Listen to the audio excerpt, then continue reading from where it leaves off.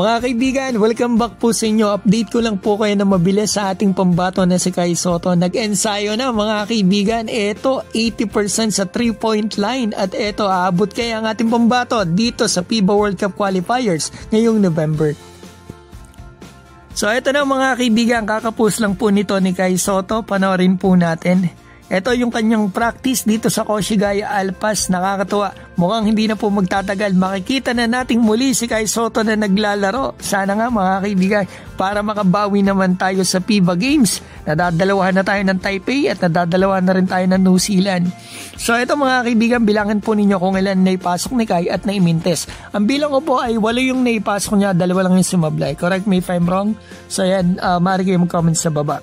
Ang susunod na sa practice niya dito ay dribbling skills mga kaibigan. So makikita natin.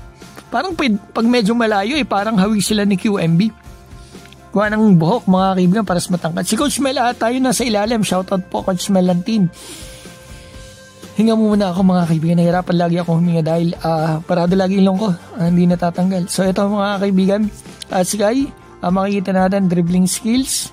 So October ang opening ng bilig, meron siyang temporary replacement, baka hindi pa siya makalaro dyan, baka ay November or December, baka makalaro pa siya dito sa mga kaibigan, first window ng FIBA World Cup Qualifiers. So sana mga kaibigan makita natin yung si Kai Sotto, si Edu at si QMB dyan, at napakaganda talaga, nakakatuwa, kaabang-abang ang laro ng mga Gilas Boys natin dito sa susunod na mga buwan.